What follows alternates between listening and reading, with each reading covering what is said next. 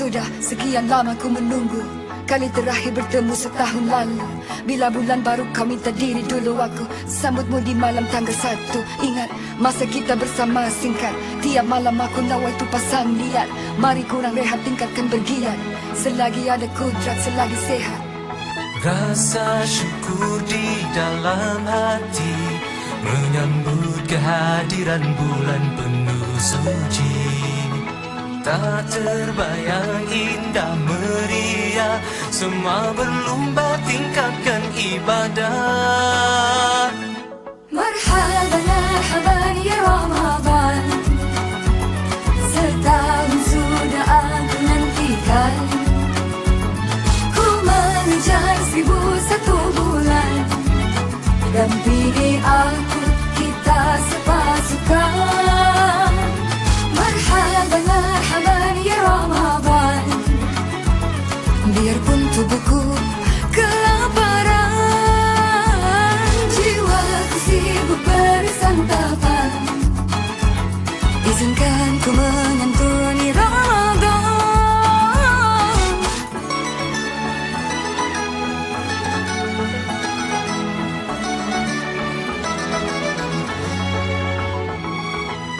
Kurangkan yang kejam, tambahkan yang celik.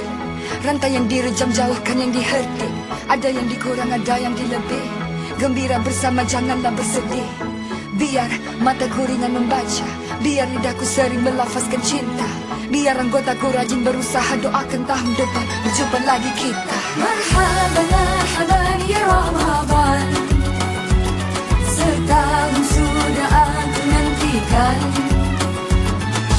Mengejar 1001 bulan, dampingi aku, kita sepasukan. Syahrul azim, syahrul mubarak, syahrul nuzulil Quran,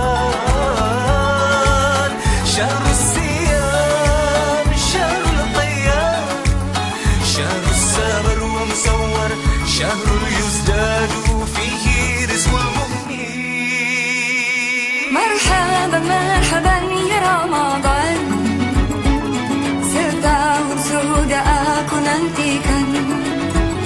Ku mengejar 1001 bulan, dampingi aku, kita sepasukan. Marhaban, marhaban ya Ramadan, marhaban, setahun sudah aku nantikan. Aku nantikan.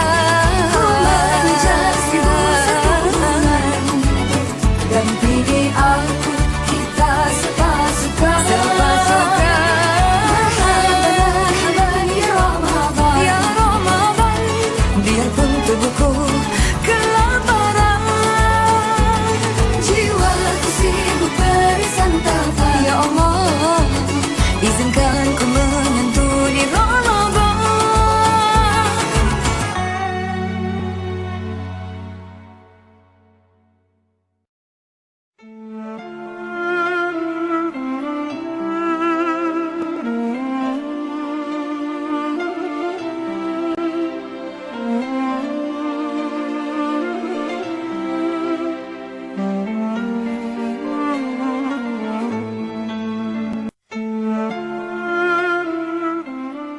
Bandungan 7.20 minit malam. Negeri Kelantan, Zon 1, Kota Baru, Bacok, Pasir Putih, Tumpah Pasir Mas, Tanah Merah, Kuala Kerai, Gomosan, Daerah Ciko, 7.23 minit malam. Seluruh negeri Pulau Pinang, 7.31 minit malam. Negeri Kedah, Zon 1, Kota Setah, Gubang, Pasu, Pokok Sana, 7.31 minit malam. Zon 2, Penang, Kuala Modoyan, 7.31 minit malam. Zon 3, Padang Terap Sik, 7.30 minit malam. Zon 4, Baling, 7.29 minit malam. Zon 5, Kulim, Mana Baru, 7.30 minit malam. Zon 6, Langkawi, 7.33 minit malam. Zon 7, Puncak Gunung Jerai, 7.34 minit malam. Akhir sekali, seluruh negeri Perlis, 7.31 minit malam. Demikian tadi disampaikan waktu berbuka puasa bagi seluruh negeri di Malaysia 8 Ramadan 1445 Hijriah 19 Mac 2024. Kami di Hikmah FM mengucapkan kepada seluruh muslimin dan muslimat selamat berbuka puasa.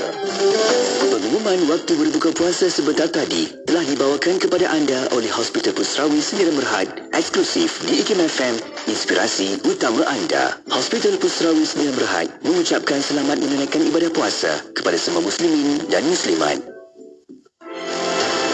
Hospital Pusrawi Sdn Bhd merupakan anak syarikat Majlis Agama Islam Wilayah Persekutuan Mawib dan telah beroperasi sejak tahun 1984. Hospital Pusrawi Jalan Tun Razak menawarkan perkhidmatan kepakaran dan kemudahan kesihatan komprehensif, pakej kesihatan dan juga aktiviti menarik sepanjang tahun buat anda sekeluarga. Ingin ketahui info lanjut, sila hubungi 03-2687-5000 atau layari www.pusrawi.com.my atau datang terus ke Hospital Pusrawi di Jalan Tun Razak, Kuala Lumpur. Kami sedia membantu anda. أمسينا وأمسى الملك لله والحمد لله لا إله إلا الله وحده لا شريك له له الملك وله الحمد وهو على كل شيء قدير. رب أسألك خير ما في هذه الليلة وخير ما بعدها، وأعوذ بك من شر ما في هذه الليلة وشر ما بعدها. رب أعوذ بك من الكسل وسوء الكبر. رب أعوذ بك من عذاب في النار وعذاب في القبر. Kami dan seluruh kerajaan memasuki waktu petang kerana Allah. Segala puji bagi Allah. Tiada sesembahan yang berhak disembah melainkan Allah semata. Tiada sekutu baginya. Semua kerajaan hanya miliknya dan segala pujian hanya untuknya. Dia Maha Berkuasa atas segala sesuatu. Wahai Tuhanku, aku memohon kebaikan yang ada di hari ini dan setelahnya. Sebaliknya aku memohon perlindungan dari keburukan yang ada di hari ini dan setelahnya. Wahai Tuhanku, aku berlindung kepadamu dari kemalasan dan buruknya umur tua. Wahai Tuhanku, aku berlindung kepadamu dari azab neraka dan azab kubur. Kota Baru 89.8. Jomlah kita berbahasa Arab. Jom mari pelajari bahasa Arab. Bahasa indah, bahasa Al-Quran. Mari pelajari bahasa ini. Bahasa yang suci dan murni. Hayya bil Arabiyah, hayya bil Arabiyah, hayya bil Arabiyah, hayya bil Arabiyah, hayya nadrusuha ma'an. Hayya bil Arabiyah, hayya bil Arabiyah. Mari pelajari bahasa Arab, bahasa indah, bahasa Al-Quran. Mari pelajari bahasa ini, bahasa yang suci dan murni. Hayya bil Arabiyah, hayya bil Arabiyah, hayya bil Arabiyah, hayya bil Arabiyah, hayya nadrusuha ma'an. Hayya bil Arabiyah, hayya bil Arabiyah, hayya bil Arabiyah. Kembali inspirasi Hikmah FM, inspirasi utama anda. Assalamualaikum warahmatullahi taala wabarakatuh kepada para pendengar yang masih setia bersama kami untuk waktu ini في برنامج هيا بالعربية لهذا المساء. شكرا جزيلا لكم وشكرا لمحبي وعشاق اللغة العربية. ومع برنامج هيا بالعربية الحمد لله ما زال معنا الفضل الأستاذ أشرف الدول عبد الحميد لكم في إكيما. السلام عليكم أستاذ. وعليكم السلام ورحمة الله وبركاته. كيف حالك يا أستاذ؟ الحمد لله بخير. كيف حالك؟ الحمد لله بخير إن شاء الله. ونتمنى دائما مستمعي الكرام دائما بخير وبصحة ومستفيدين من برنامج هيا بالعربية. وطبعا يوجد كلمات وعبارات جديدة لهذا المساء. تفضل أستاذ. نعم, الكلمة yang kita akan pelajari pada petang ini adalah perkataan al-zahru. الظهر معناه خلاف البطن. نعم. لأن نحن في شهر رمضان الحوارات والكلمات تدور حول البطن والظهر نعم. الجبل منتفخ انتفاخ انقباض semua itu dia. نعم. الظهر maksudnya belakang. lawan dia البطن. البطن perut. perut يعني perut. البطن perut. lawannya adalah al-zahru. Al-zahru maksudnya belakang. Al-zuhur, solat zuhur yang tuan-tuan solat tadi. Sekarang asar, tadi yang tuan-tuan solat nama dia al-zuhru. Tapi kalau tuan-tuan kata al-zahru maksudnya belakang. Cumanya apa yang kita nak pelajari perkataan al-zahru? Takkan kita nak belajar al-zahru saja. Kita nak belajar apakah maksud lain yang kita boleh hasilkan melalui perkataan al-zahr ini apabila kita letak dia dalam struktur-struktur tertentu. Struktur yang kita nak pelajari pada petang ini Datin adalah an zahri qalbihi. An zahri qalbihi. An zahri qalb. An zahri qalb maksudnya daripada belakang jantung. An zahri qalb, daripada belakang jantung, hati.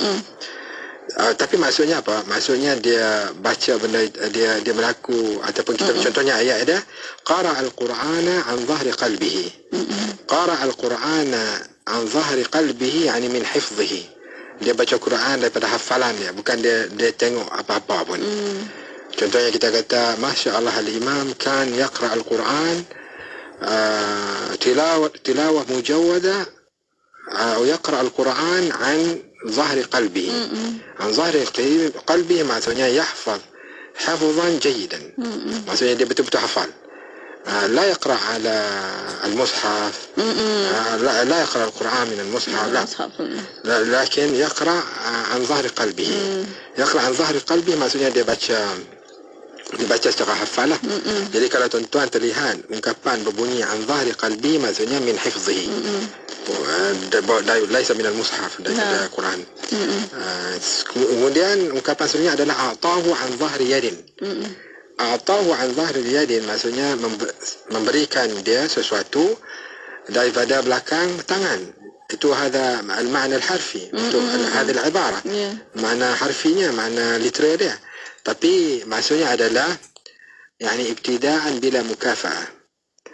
Apabila saya bagi kepada seorang tanpa meminta apa-apa daripada dia, apa nama perkhidmatan daripada dia, saja saya nak bagi kepada dia, saya kata ataituhu an zahri yadi. Yani kida, yani ataitu an zahri yadi, bukan disebabkan dia buat apa-apa pun. Dan pada bulan puasa ini Datin, kita nuksir min hadha al-fi'l. Perbuatan macam ni. An-nu'ati an-nas an zahri aydina. Tanpa perlu dia buat apa-apa kepada kita, saja kita nak bagi ke dia. Lillah, sadaqah. Lillahi ta'ala. Itu maknanya an zahri yadin. An zahri yadin maksudnya secara begitu saja tanpa sebarang balasan. Nah, itulah Datin an zahri qalbin, an zahri yadin, dan juga perkataan zahrun itu sendiri yang maksudnya adalah belakang. Baik Ustaz, Alhamdulillah. Di akhir ini terima kasih banyak-banyak kepada Fadil Ustaz Syafidhur Abdul Hamid atas pertemuan untuk petang ini. InsyaAllah Ustaz, kita jumpa lagi. Assalamualaikum. Waalaikumsalam warahmatullahi wabarakatuh. Alhamdulillah. وشكرا جزيلا مستمعي الكرام ولمستمعي الكرام استمروا معنا في إذاعتكم إذاعة معهد العلوم الإسلامي الماليزي راديو إيكيم.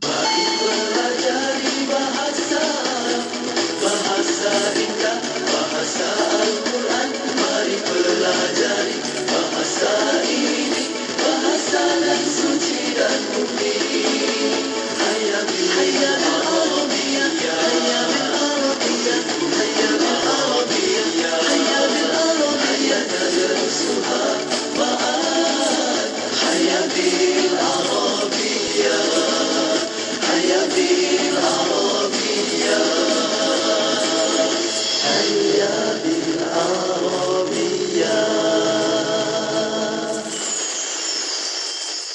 Assalamualaikum, saya Ustaz Hanafiah Abdul Malik. Sungguh mengejutkan, 20 tahun tanpa masjid bagi penduduk di kawasan Lestari Perdana. Mari berwakaf kepada pembinaan Masjid Lestari Perdana, Bandar Putra Permai, Seri Kembangan, Selangor. Hubungi Hafiz 012-650-2312 atau Syahril 019-324-4985. Kunjungi Facebook Masjid Lestari Perdana atau laman sesawang masjidlestariperdana.com. Suburban 106.2. Setiap pembawaan diri manusia itu lain-lain. Ya, ada orang yang mungkin marahnya lebih, ada orang yang mungkin takutnya lebih. Masing-masing tu dia ada komposisi yang lain-lain yang membentuk diri. Jadi dia memang kena kenal betul dirinya itu. Sebab kalau dia tak kenal diri, macam mana dia menguasai dirinya? Tapi kalau dia jahil diri, macam mana dia boleh mengawal diri dia? Sebab dia kena mengenal dirinya, mengenal Tuhannya.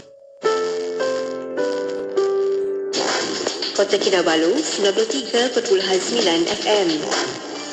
Sempena kehadiran bulan Ramadan Al-Mubarak ini, Perkim Cawangan Datuk Keramat mengimarah lagi aktiviti dakwah dengan menyantuni golongan bukan Islam, mualaf serta mereka yang kurang berkemampuan. Atas dasar itu, kami menyeru seluruh masyarakat untuk turut sama memainkan peranan dengan menyalurkan sumbangan. Selain mendapat pahala dan keberkatan yang berlipat kali ganda, sumbangan yang diberikan itu besar ertinya kepada mereka yang kurang berkemampuan. Sedikit tanda ingat, banyak tanda ada. Untuk maklumat lanjut, layari perkimdk.com. Rancangan Islam Agamaku ini dibawakan khas kepada anda oleh Perkim Cawangan Datuk Keramat. Ayo kongsi pahala membantu saudara baru kita mendalami Islam dengan lebih sempurna di perkimdk.com. Bismillahirrahmanirrahim. Alhamdulillahirrahmanirrahim. Wassalatu wassalamu ala asyrafil anbiya wal mursalin Sayyidina Muhammad wa ala alihi wa sahbihi ajma'in. Assalamualaikum warahmatullahi ta'ala wabarakatuh kepada para pendengar yang masih setia bersama kami untuk waktu ini. Petang ini bersama kembali Inspirasi IKIM FM, Inspirasi Ramadan anda, Alhamdulillah.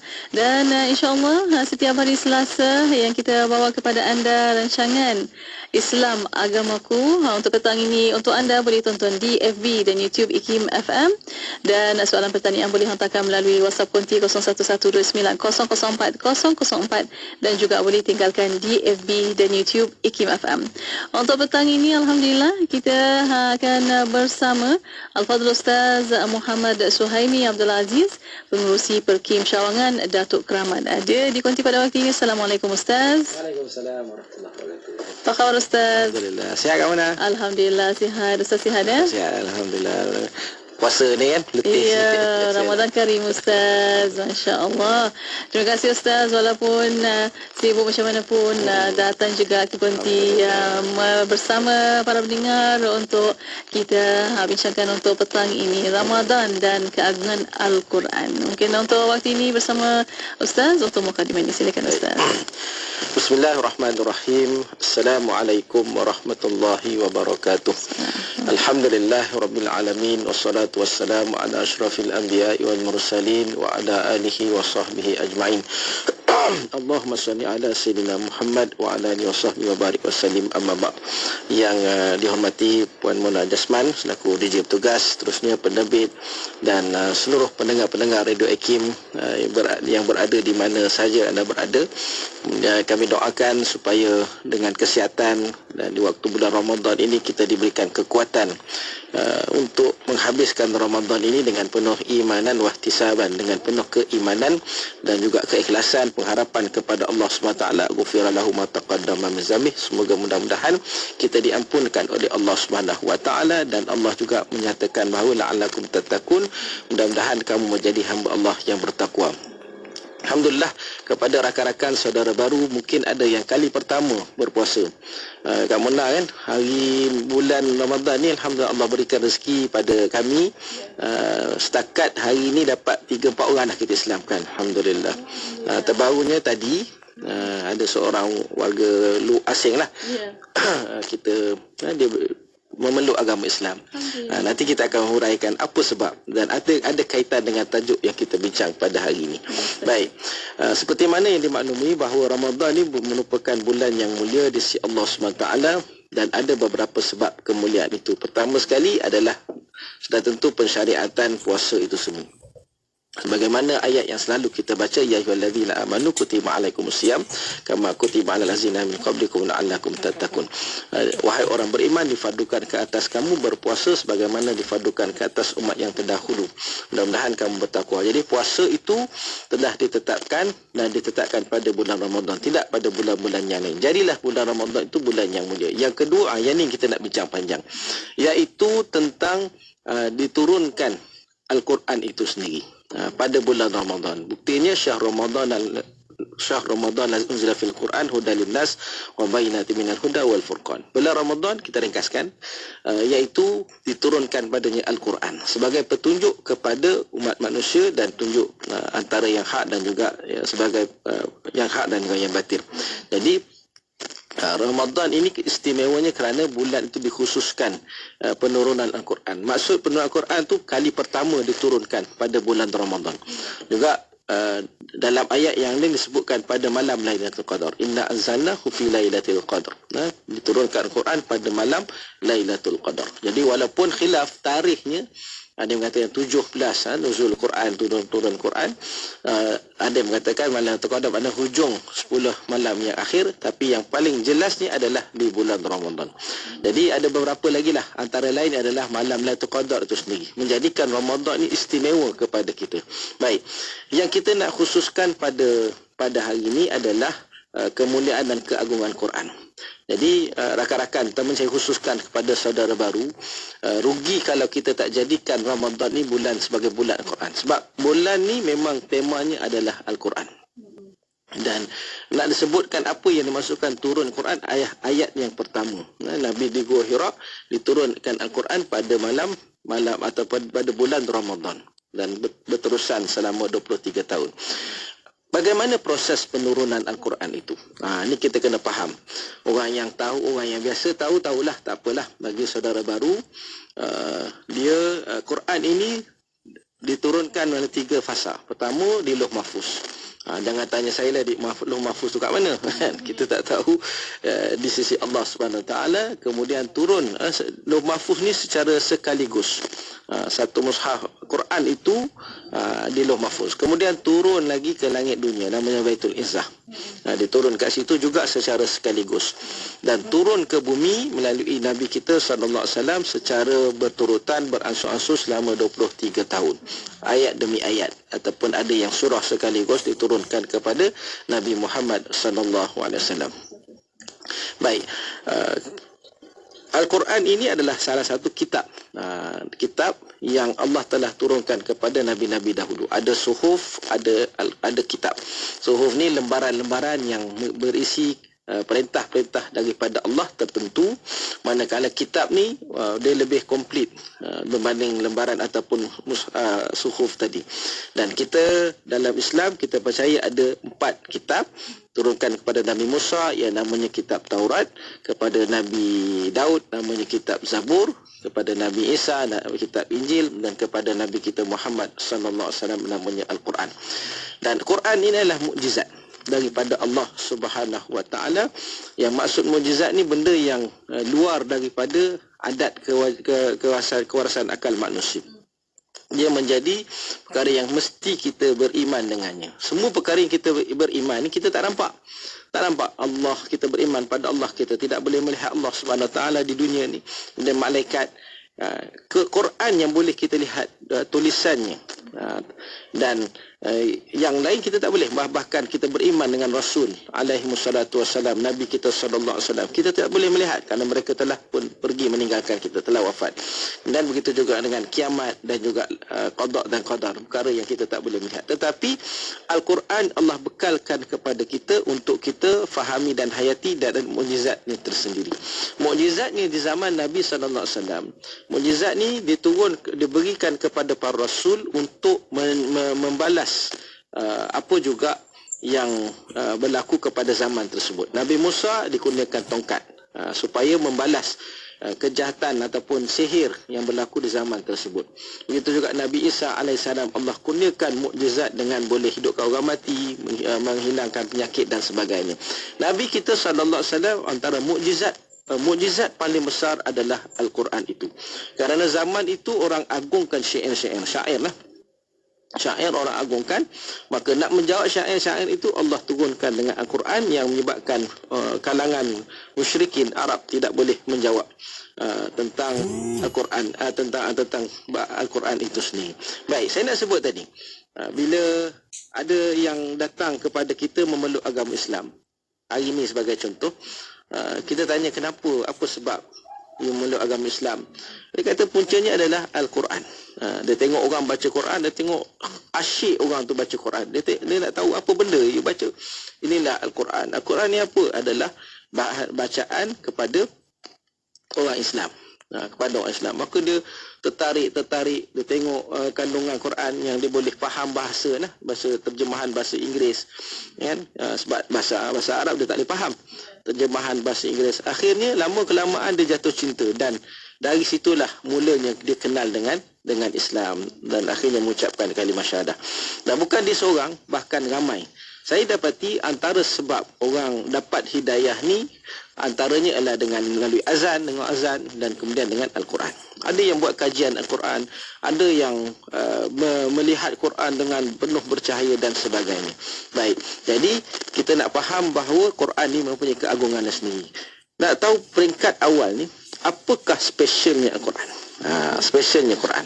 Pertama, dia adalah penyempurnaan kepada kitab-kitab yang terdahulu. Allah menyebutkan dalam Quran, Al-yawma akmaltu lakum dinakum wa atmamtu alaikum nikmati wa raditu lakumul Islam madinah. Setelah pada hari ini aku telah sempurnakan bagi kamu agamamu dan aku telah cukupkan padamu nikmatku. Aku telah redha kepada bahawa Islam menjadi agama kamu. Ini baru satu. Yang lain insya-Allah kita akan tengok lagi selepas ini. Mudah-mudahan pada rakan-rakan saudara baru sekalian menambah keimanan seronok kita dengan Al-Quran. Kita akan sambung dalam pusingan yang kedua nanti insya-Allah. Ya, insya-Allah. Alhamdulillah. Terima kasih Ustaz. Dan untuk waktu ini bersama para pendengar, kita akan berehat seketika. Kita akan kembali selepas ini. Untuk anda boleh hantarkan soalan anda melalui WhatsApp konti 01129004 dan juga boleh tinggalkan soalan anda di FB dan YouTube IKIM FM. Berehat seketika kembali selepas ini. Terus setia bersama kami hanya di Kembara Inspirasi IKIM FM. Inspirasi Ramadan anda. Ikuti kami di TikTok ikimfm.my.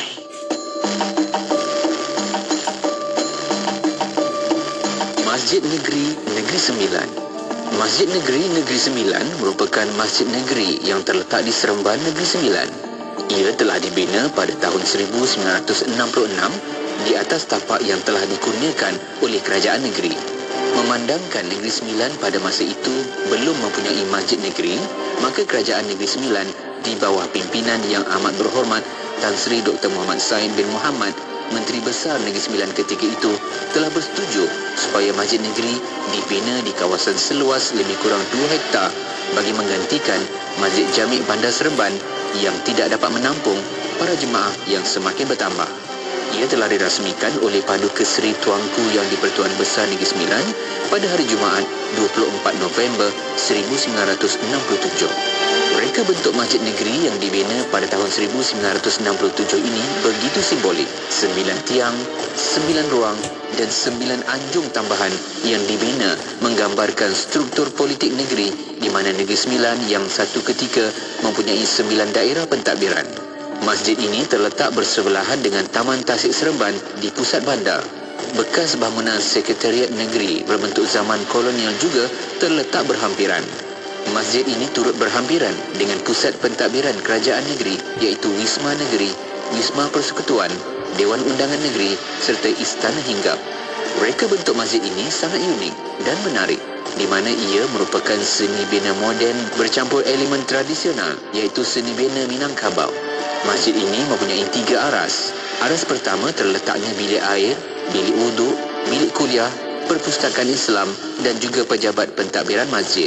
Aras kedua terletaknya Dewan Solat Utama dan juga ruang solat sisi. Di ruang solat sisi, pengunjung boleh melihat keindahan Taman Tasik Seremban yang terletak bersebelahan masjid. Aras ketiga adalah ruang solat tambahan yang terletak di setiap diameter Dewan Solat Utama serta ruang lega di setiap sisi. Selain itu, sebuah menara terletak bersebelahan masjid. 9 tiang masjid merupakan tarikan utama seni bina masjid ini dari luar. Ia juga kelihatan cukup menarik pada waktu malam apabila setiap tiang ini dipancarkan lampu. Dinding Dewan Solat Utama dipadankan dengan kaca dan kayu dan Dewan Solat Utama ini dilengkapi dengan sistem penghawa dingin. Kuching 93.7 FM. Bismillah, alhamdulillah, wassalatu wassalamu ala rasulillah. Alhamdulillah masih bersama untuk waktu ini rancangan Islam Agamaku dan bersama untuk petang ini Al-Fadhil Ustaz Muhammad Suhaimi Abdul Aziz, Pengurusi Perkim Syawangan Datuk Keramat, masih membincangkan tentang Ramadan dan keagungan Al-Quran. Dan untuk bersama Ustaz yang nak menonton di FB, di YouTube IKIM FM, masih lagi kita boleh tonton di situ. Soalan pertanyaan boleh hantarkan melalui WhatsApp konti 0112900404. Untuk bersama, untuk kita sambung kembali Ramadan dan keagungan Al-Quran. Silakan Ustaz. Baik, alhamdulillah, kita masuk pada pusingan yang kedua dan nak sambung sikit supaya ada dalam perasaan dalam hati kita rasa teruja dan seronok dengan Al-Quran. Bahkan timbul rasa cinta kepada Al-Quran. Sebab ialah utamanya saudara baru, banyak kita tekankan kepada puasa sebab itu syariat yang wajib, kita fiqahnya dan sebagainya, tapi jangan kita lupakan Al-Quran. Baik, apa yang special yang kedua, saya nak sikit sambung, iaitu Quran ni dijaga sendiri oleh Allah Subhanahu Wa Taala. Ni yang kita sebut mukjizat ni dijaga. Allah menyebut dalam Quran, inna nahnu nazzalna dzikra wa inna lahu lahafizun. Sebenarnya kami telah menurunkan Al-Quran dan kamilah yang memeliharanya. Jadi Quran ni dia kitab yang 2000 tahun, 1000 tahun yang lampau diturunkan oleh Allah SWT. Tapi sampai sekarang terpelihara. Tak sikit pun, kalau dari sudut cetakannya mungkin musnah lah kan, tetapi dari sudut ayat-ayat itu dipelihara oleh Allah Subhanahu Wa Taala. Bayangkan hari ini industri percetakan semakin berkurang, semakin orang revolusi kan sekarang ni pakai digital, pakai elektronik. Jadi industri buku semakin berkurangan. Kalau orang nak cetak buku berkira banyak kali. Boleh jalan tak boleh jalan, boleh pergi tak boleh pergi. Bahkan sampai sekarang sehingga sekarang ni mana-mana seminar, persidangan dah tak pakai dah cetak kan kita pakai paperless sebagainya. Tetapi industri percetakan Al-Quran terus berkembang dan subur. Saya nak sebut yang situ baru satu tu. Terus Allahumma salli salatan kamilatan wa sallim salaman tamman ala sayyidina Muhammadin alladhi tanhallu bihi al-uqadu وتنفرج به الكرب وتقضى به الحوائج وتنال به الرغائب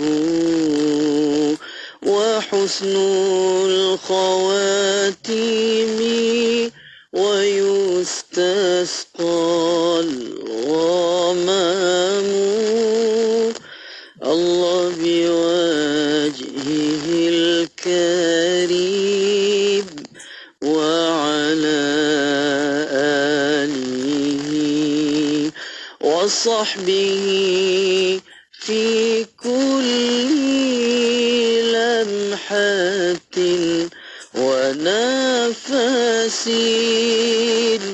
ونفس بأعداد كل معلوم لك.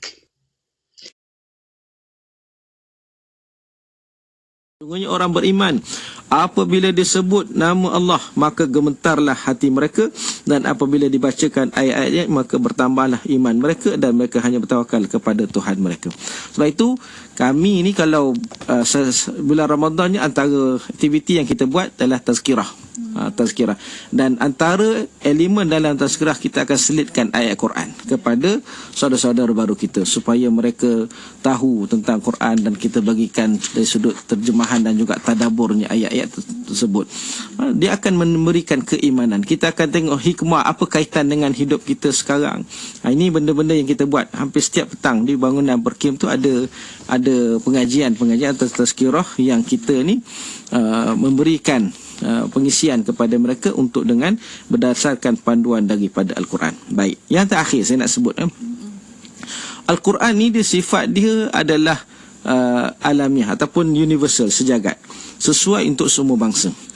Apa yang dahsyat Al-Quran saya nak sebut, kalau dalam bahasa lain kita nak memahami kitab dalam bahasa lain tentu kita kena menguasai bahasa tersebut.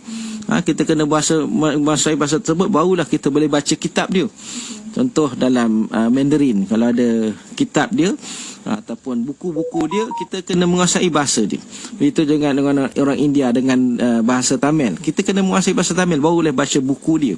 Begitu juga dengan bahasa-bahasa yang lain, kita kena menguasai bahasa tersebut barulah boleh baca buku dia, boleh faham. Tetapi Al-Quran, kita tak pandai bahasa Arab, mungkin Kak Mona seorang kat sini yang lancar lah. Okey, kita tak pandai, ramai orang tak boleh bahasa Arab tetapi boleh baca Quran. Ini hebatnya, Quran boleh dibaca dengan syarat kita belajarlah. Kita belajar Quran, maka kita boleh membaca Quran tersebut sehingga kan orang-orang Arab jadi kagum. Ramai orang Malaysia ni menang pertandingan peringkat antarabangsa sekalipun, menang. Tapi kalau nak sebut bahasa, cakap dalam bahasa Arab, tak semua orang boleh. Mungkin boleh, tapi tak semua orang boleh.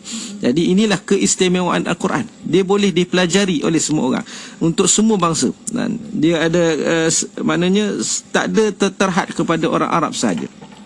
Ini Al-Quran. Jadi hebatnya Al-Quran itu untuk kita ketahui, dan bila kita tahu barulah datangnya rasa seronoknya dengan Al-Quran. Dan sebab itu saya syorkan saudara-saudara baru, bila mereka dapat Quran ni, simpan, simpan dan kemudian cuba pelajari. Dan kalau boleh, setiap kalangan kita memiliki naskah mushaf sendiri, Quran, dengan membeli, cuba beli. Kita rasa nikmatnya itu bila belonging, milik kita sendiri. Dan lebih lagi kalau kita ni orang Islam, orang Melayu Islam yang memang tahu Quran ni, kita gunakan Quran tu sebagai bahan bacaan kita, hasil daripada kita beli itu sendiri.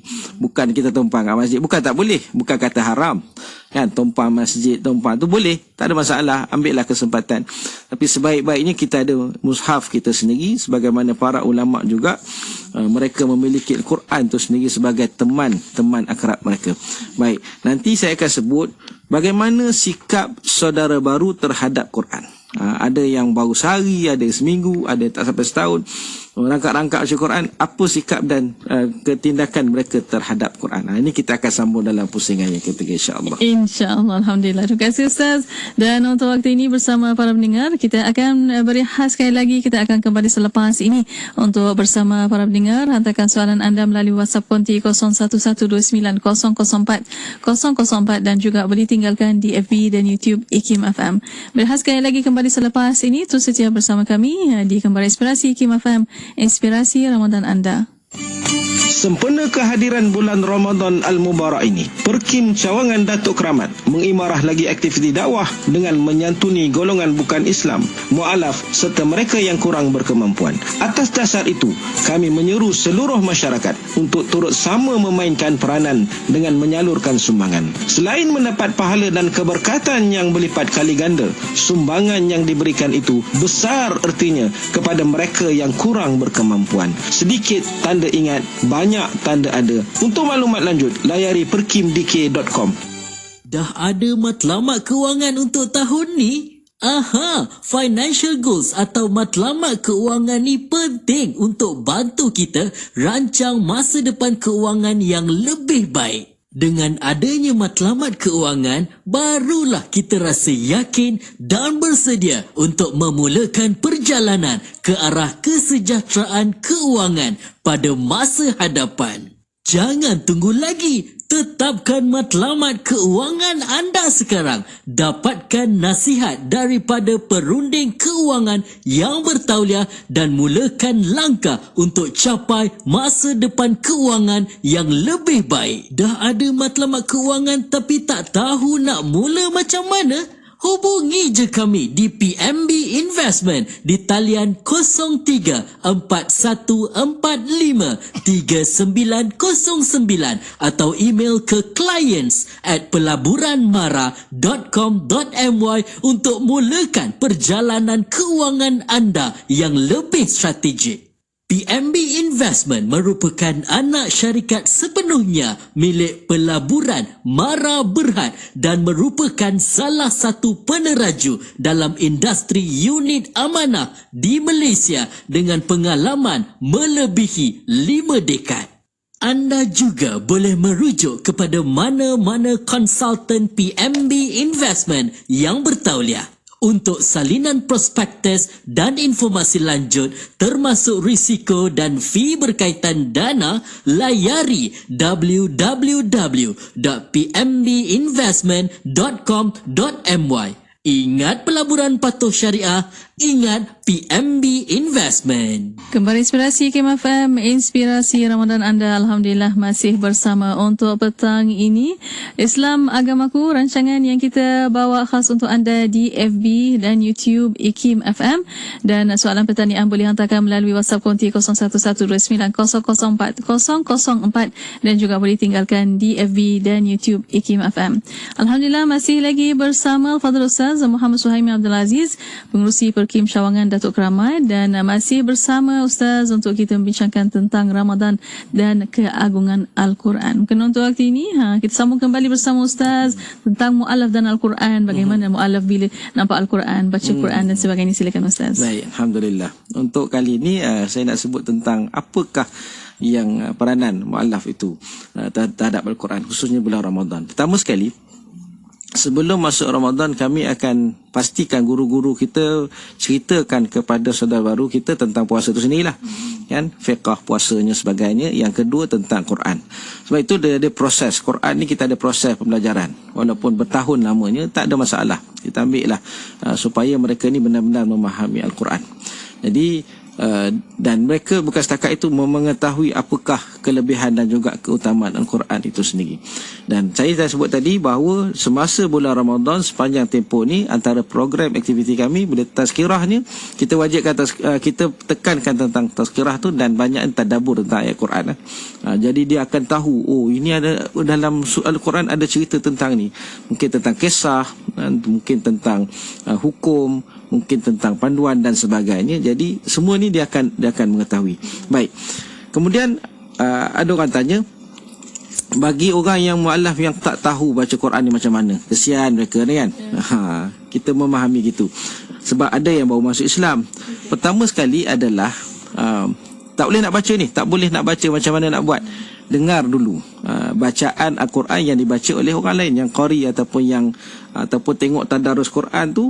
Kita dengarlah apa bacaan yang mereka baca. Mungkin kita tak tahu pun, huruf pun tak kenal. Dengar dulu, kemudian kita cari Al-Quran yang boleh ada terjemahan peringkat awal ni. Jadi di situlah ada proses pembelajarannya. Dan kalau kita nak belajar Quran, kita dari sudut tu kita mendengar bacaan Quran itu di telinga kita, terpasang kan, yang earphone tu untuk kita mendengarlah selalu. Orang yang pandai baca Quran pun, kalau dia tak berlatih, tak membaca, dia akan lama-lama jadi kelu lidah dia dan dia merangkak-rangkak juga. Jadi nak tak nak dia ada praktis. Jadi orang yang fasih baca Quran bukan ada praktis hari-hari. Bahkan orang yang menghafaz Quran sekalipun, dah hafal Quran ni, dia jadi lupa kalau dia tidak buka dan dia tidak baca. Jadi Quran ni dia kena ongoing proses walaupun sampai akhir hayat kita.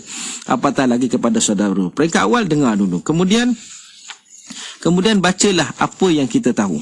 Apa yang kita tahu? Surah-surah pendek. Jangan mula surah Baqarah dulu, kan? Surah-surah pendek yang mungkin mereka tahu. Sebab ada saudara baru kita kan, bila dia ni, saya tanya, apa surah yang dia tahu? Surah Fatihah. Baca surah Fatihah. Baca Fatihah ulang-ulang. Betulkan sikit bacaan tu Fatihah tu. Kemudian surah apa? Surah Ikhlas. Dia baca surah Ikhlas. Baca, tak apa, tak ada masalah. Untuk saudara baru. Kemudian seterusnya, kita selain daripada baca Quran, sebab peringkat asasnya baca Quran. Yang kedua adalah mengetahui tentang di sebalik Al-Quran itu, apa peranan Al-Quran.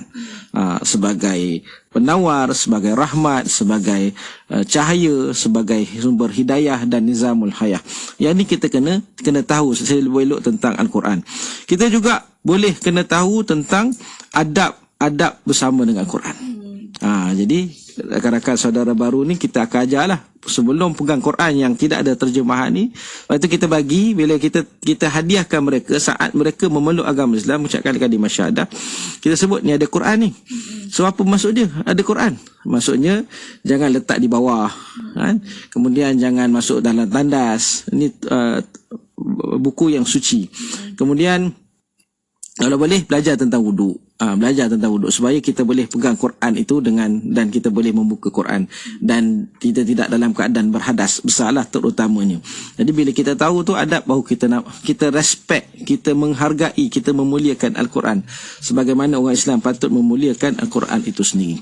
Dan kita tahulah sedikit macam mana contoh benda-benda sunat, menghadap kiblat, baca Quran, kemudian bermulakan dengan a'udzubillahi minasyaitonirrajim, ta'awuz, kemudian boleh nak dapat mengulang-ulang bacaan-bacaan Al-Quran itu sendiri.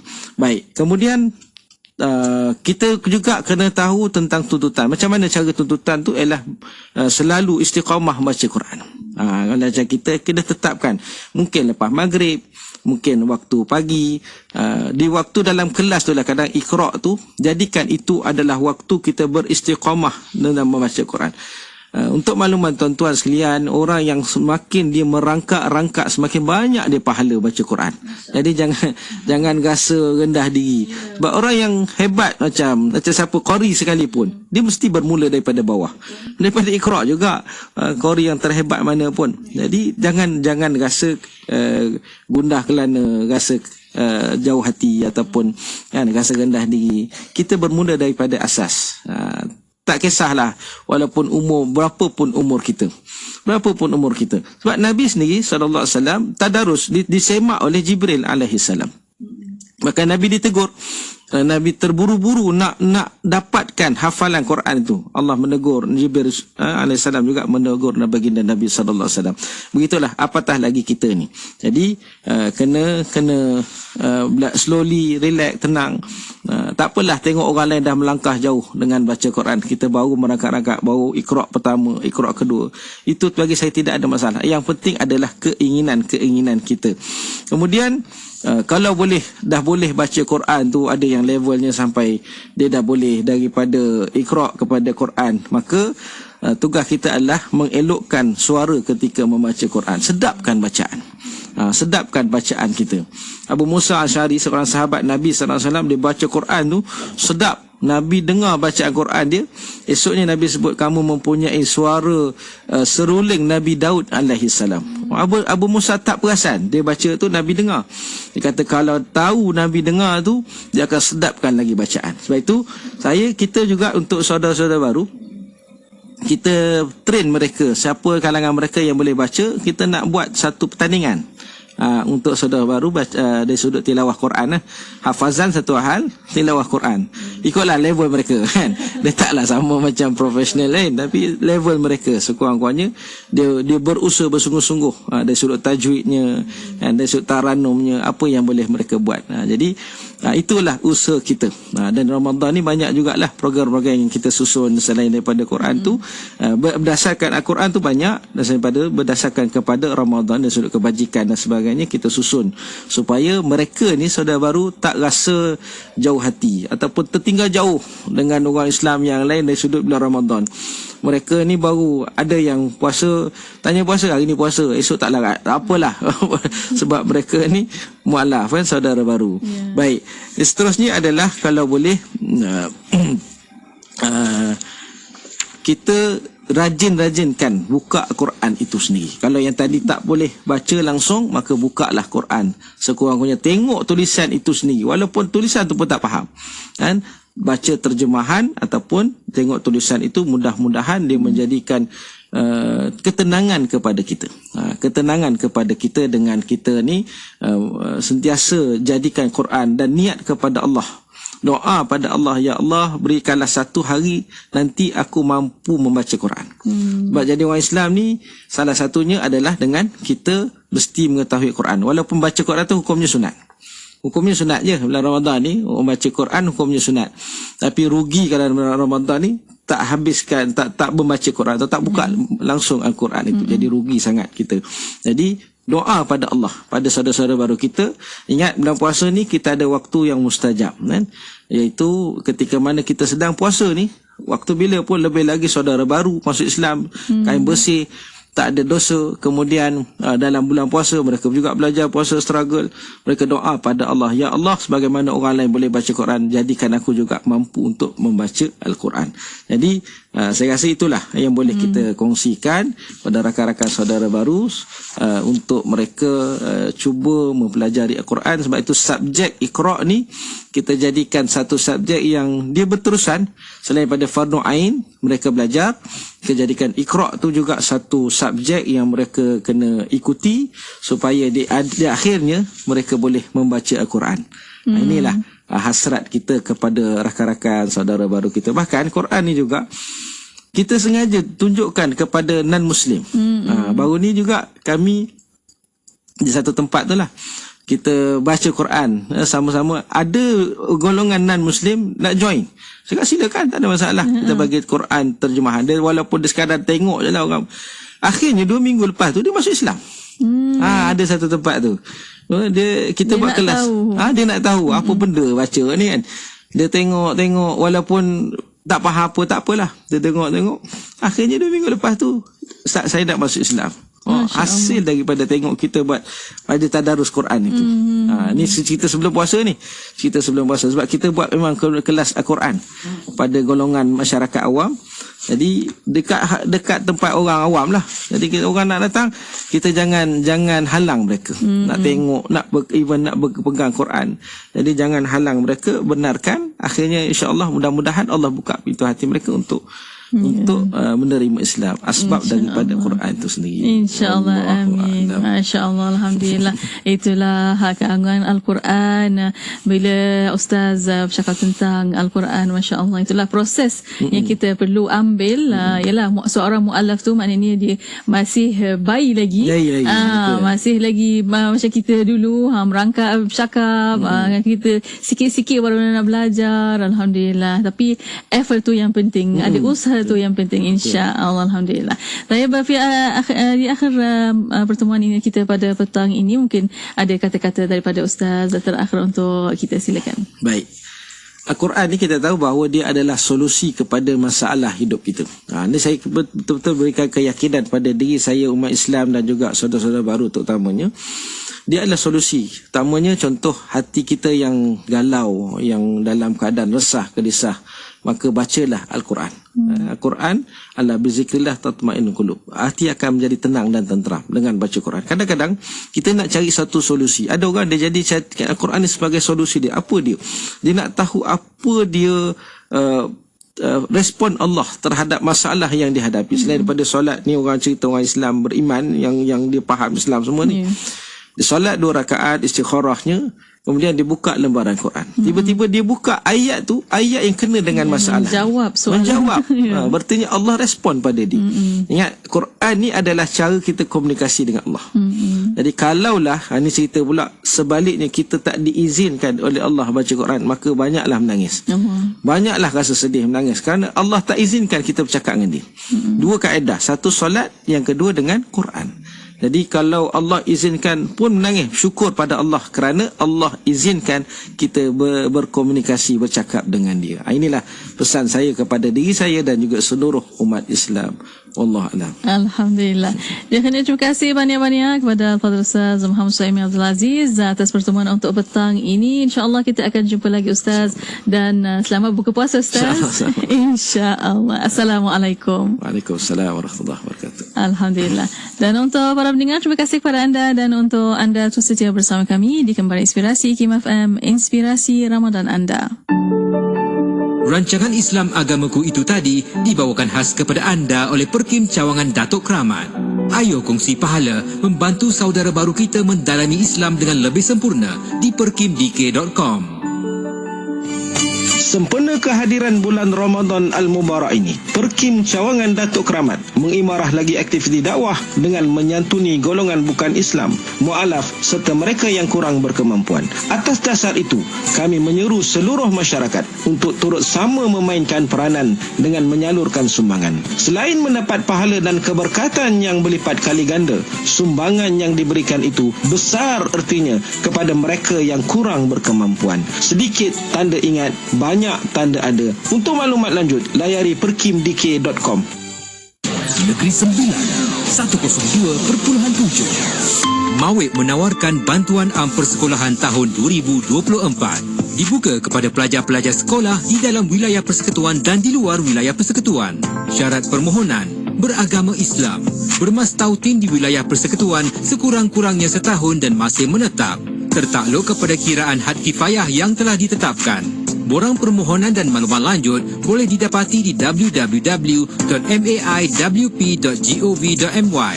Tarikh tutup permohonan 19 April 2024. Ayo kita lipat gandakanlah rezeki kita dengan menyumbang seikhlas yang mungkin kepada pembinaan Masjid Kampung Sungai Pusu Gombak Selangor di laman sesawang masjidsungaipusu.com atau terus ke akaun Bank Islam Jawatan Kuasa Pembinaan Masjid Yusof 1416-20110-00520. Jom berwakaf. Mengerjakan umrah dan fardu haji, pelancongan pelbagai destinasi untuk perkhidmatan efisien yang besar. DH Travel untuk anda. Tabung Haji Travel, inspirasi anda sedunia. Sudahkah anda berwakaf hari ini? Perbadanan Wakaf Selangor ingin mengajak anda untuk merebut peluang berwakaf tunai pada bulan Ramadan ini. Ayuh layari www.wakafselangor.gov.my untuk berwakaf secara tunai, FPX atau imbas kod duit now QR Wakaf. Jangan lupa follow dan like Facebook page dan Instagram rasmi Perbadanan Wakaf Selangor.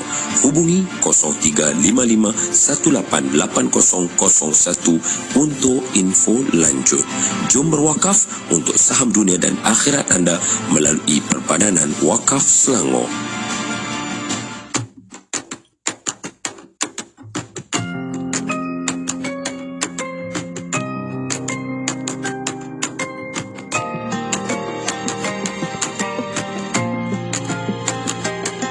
Selamat datang teman, senyumlah semanisnya, sambutlah keikhlasan, teguhkan ukhuwah kita.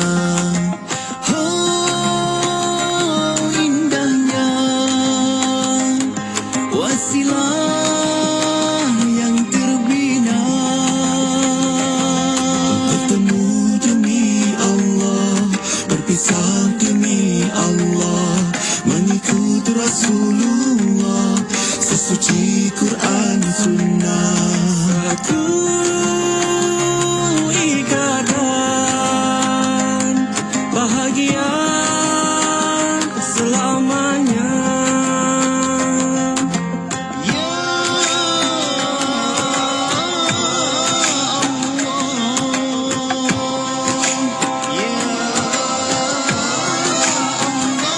bermula kita dengan kasih, bawa hati bersih dan mengalirkannya dengan jernih. Bagai permata bersinar, umpama keuntungan yang mekar, seperti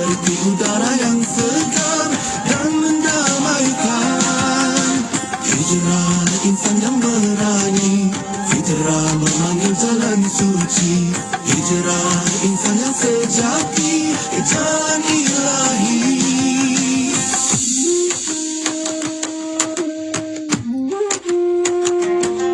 Bertemu demi Allah, berpisah demi Allah, mengikut Rasulullah, sesuci Quran Sunnah. Satu ikatan bahagia selamanya.